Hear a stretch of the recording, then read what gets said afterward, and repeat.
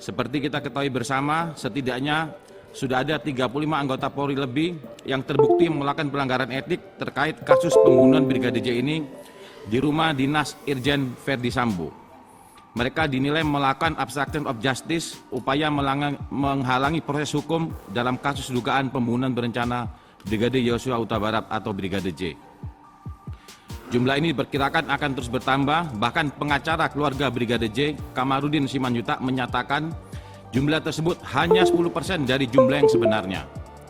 Nyanyian pengacara keluarga Brigadir J selama ini yang kemudian satu persatu mulai terbukti, membuat publik akhirnya menyimpulkan bahwa Kamarudin ini tentu saja mendapat pasokan data dari internal Polri yang ingin agar kasus ini terungkap secara terang benderang. Karena tanpa pasokan data dari internal Polri, rasanya cukup sulit bagi seorang pengacara untuk bisa mengungkapkan data-data seperti nyanyian Kamarudin Simanjuntak di berbagai televisi, media cetak, dan media online. Namun terlepas dari pertanyaan saya dan juga mungkin mewakili publik kepada Bapak Kapolri dan jajaran saat ini adalah, pertama, kira-kira berapa banyak lagi jumlah anggota Polri yang terlibat dalam obstruction of justice dalam kasus pembunuhan Brigadir J ini? Apakah masih terus berkembang ataukah sudah cukup dengan kasus yang terbukti sekarang ini? Kemudian apakah masih ada keterlibatan Jenderal Bintang 2 dan Bintang 3 yang lainnya yang membackup di luar 3 jenderal yang sudah diketahui selama ini? Lalu menurut saya pertanyaan yang paling penting dari publik yang belum terjawab hingga kini adalah mengapa begitu banyak anggota Polri yang terlibat, terutama pada level perwira, pertama, menengah, hingga perwira tinggi. Pertanyaan yang kemudian, faktor apa yang paling dominan sehingga para perwira tersebut mau membantu Pak Verdi Sambo? Kalau jabatannya sebagai mantan Kadipropam yang dalam tanda kutip begitu dikdaya di Polri, mungkin semua orang tahu. Tetapi tentu saja ada faktor lainnya yang paling dominan. Apakah mungkin karena mereka adalah gerbong untuk menjadikan Verdi Sambo sebagai the next Kapolri misalnya? Atau kekuatan untuk mendukung the next Presiden RI? Atau karena faktor lainnya seperti keuntungan finansial? Kemudian kami juga ingin mengetahui seperti apa gambaran klaster kelompok-kelompok dalam tubuh Polri saat ini yang menjadi perbincangan publik. Karena selain pernyataan Menko Polhukam Bapak Mahfud MD soal bagaimana pengaruh kerajaan Pak Sambo di Polri, apakah betul di dalam tubuh Polri ada 3 klaster kekuatan utama saat ini? Yaitu klaster kekuatan Bapak Kapolri sendiri, klaster kekuatan Pak Verdi Sambo, dan klaster kekuatan jenderal-jenderal di luar klaster Pak Kapolri dan Pak klaster Verdi Sambo. Mungkin pada kesempatan ini Pak Kapolri bisa menjelaskan gambaran seperti apa politik institusi di tubuh Polri yang berkembang di masyarakat agar tidak menjadi bola liar. Kalau memang ingin menjelaskan secara vulgar, mungkin secara samar-samar juga tidak apa-apa Pak Kapolri. Yang penting kami bisa mengetahui kondisi terkini di tubuh Polri. Kemudian berkaitan dengan kedidayaan Kadipropam, pada kesempatan ini saya sepakat dengan Pak Menko Polhukam agar Kapolri dan jajarannya bisa menata ulang kedudukan kewenangan Kadipropam, sehingga pada masa mendatang Kadipropam tidak powerful seperti sekarang ini.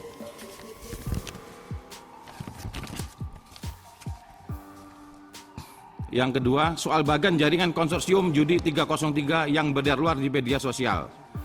Saya kira hal ini juga perlu diklarifikasi oleh Pak Kapolri beserta jajarannya. Waktu Pak Dipo kalau baca begitu, nanti hampir 1 jam nggak selesai. Pak, kurang 2 menit.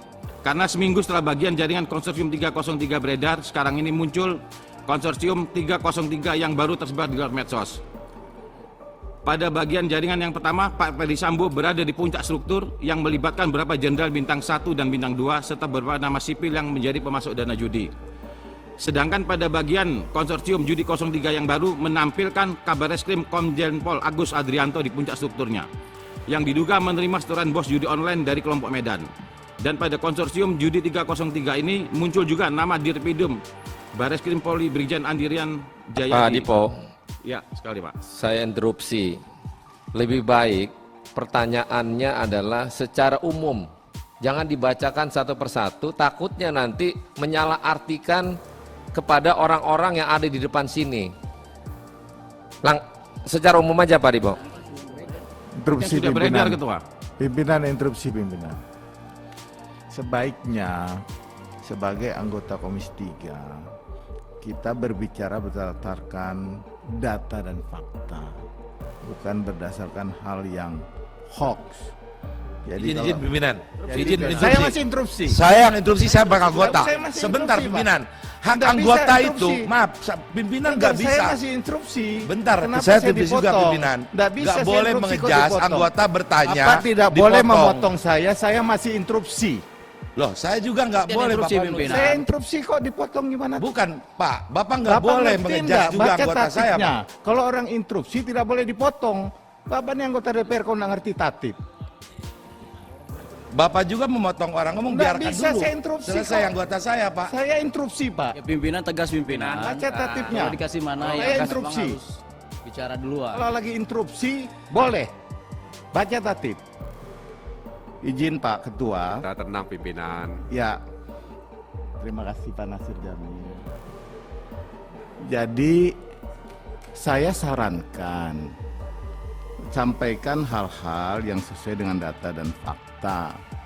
Karena kita bicara itu harus sesuai data dan fakta. Kalau ada hal yang beredar, sampaikan saja hal-hal yang beredar di media, apakah itu betul atau tidak. Jadi tidak usah menyebut nama. Itu maksud saya. Jadi begitu, kita ini orang hukum, bicara tentang hukum. Kalau potong juga masalah pembicaraan, baca tatip. Boleh enggak interupsi, boleh enggak mau ngomong. Jadi begitu pimpinan. Terima kasih. Terima kasih. Pak Assalamualaikum. Dipo, lanjut. Saya Pak Dipo. interupsi dulu, Pak. Pak, Lanjut Pak pimpinan. Dipo. Nanti dulu. Sebentar, Supaya diselesaikan. Biar Pak Dipo lanjutkan dulu Pak Cucun. Biar selesaikan. Ya, saya lanjutkan Ketua. Saya juga orang hukum Ketua. Sudah doktor belum? Ya bukan begitu ketua. Oke. Sedangkan ini saya lanjutkan sedikit Pak Ketua. Sedangkan pada bagian jarukan konsorsium judi 303 yang baru menampilkan kabar reskrim Komjen Pol Agus Adrianto di puncak strukturnya yang diduga menerima setoran bos judi online di Medan. Dan pada konsorsium judi 303 muncul juga nama Direpidum Barreskrim Brigjen Lian Andi Suryadi. Ada yang bilang itu sebagai upaya balas dendam terhadap kabar reskrim yang kini sedang bekerja keras. Intinya Ketua, saya cuma nanukan di sini. Kalau ini tolong pernyataan saya pernah ini tolong dijawab oleh Pak Kapolri. Kalau memang tidak terlibat, tinggal kita menjelaskan dari Kapolri. Ini sudah beredar dan sudah beredar, berita sudah beredar di luar. Demikian dari saya. Wallahul muwaffiq ila aqwamit thoriq. Assalamualaikum warahmatullahi wabarakatuh. Terima kasih Pak Dipo. Berkenan Pak Dipo yang tadi, kalau boleh lebih senang Pak Dipo kasih ke Pak Kapolri terkait apa yang menjadi pertanyaan Pak Dipo, itu lebih mantep. Boleh nanti Ketua setelah ini. Boleh langsung aja Pak Dipo. Biar difoto Pak Dipo, nggak apa-apa. Pak Cucun nggak apa-apa ya. Pak, bentar Pak, saya minta tertib juga ini. Tidak boleh, saya itu pas sama dengan Bapak juga menduduki pimpinan. Gak pernah saya diktator, anggota harus di bawah pimpinan. Tolong juga hargai anggota Pak. Ini anggota fraksi saya, Bapak jangan potong. Kalau waktu habis ingatkan waktu, jangan ke substansi, biarkan anggota saya ngomong Pak. Gak boleh, saya juga sama pimpinan di luar komisi ini, saya menghargai anggota mau ngomong apa silakan. Hak anggota di nunggu MD3 loh Pak, sama-sama. Jangan bilang Pak Dipo bukan dokter, Pak Adis dokter, harus dikomparasikan gitu, nggak boleh Pak. Apa jadi standar dokter itu? Nah, sudah Interupsi Pak. Ini Interupsi pimpinan. Ntar dulu. Pimpinan interupsi. Adis sebentar Pak Adis. Interupsi pimpinan.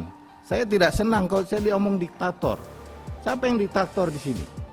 Saya Sebentar, hanya meluruskan. Pimpinan, Kita saya belum selesai pimpinan.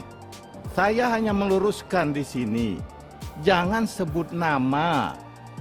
Itu saja yang saya bilang. Pimpinan, Dulu. kita semua Jangan sebut turunkan nama. ton. Interupsi pimpinan, interupsi Masih pimpinan. Ntar dulu. Tolong Karena tegasan. Pimpinan yang sementara Pak saya Ahmad Saroni, pimpin, ya, pimpinan. mohon Interupsi, kiranya dibikin untuk tidak semua berinterupsi. Enggak begini Interupsi, pimpinan. saya- Pimpinan. Saya Supriyan Pak dari Oke, Golkar oke. bicara. Saya Ntar dulu. Saya pikir kita sudahi Oke, masalah ini. Teman-teman, saya juga teman-teman, Supriyan dari Golkar tolong bicara Pak. Teman-teman, Interupsi. gini, Pimpinan ini dari Teman-teman. awal kan sudah kita pastikan. ini ditonton oleh puluhan juta orang. Itu paham pimpinan. Kalau etika Komisi 3 tidak bisa memberikan kepada publik dengan jelas, rusak ini kita. Lebih baik kita pelan-pelan, sabar dulu. Tadi terkait dengan Pak Dipo, saya kan tadi menyampaikan secara umum saja karena waktu yang telah sangat padat sekali. Cuman itu aja. Terkait dengan Pak Adis, mungkin kalau masalah doktor atau segala macam, kita semua pasti punya jabatan, punya gelar. Tapi kiranya kita yuk sama-sama dinginkan kepala. Kasihan Pak Kapolri udah stres ini dia. Interupsi pimpinan. Lebih baik kita interupsi pimpinan. mengedepankan kepentingan persaudaraan pada saat ini. Pak Cucun, terima ya Pak Cucun ya. Enggak, interupsi pimpinan. Oke, sekarang saya kendalikan. Disekor dulu pimpinan. Nanti Istirahat, saya isoma. saya skor dulu rapat ini untuk sholat zuhur sambil makan. Sebentar kita lanjut. Setuju ya? Sampai jam 13.30. Ya, terima kasih.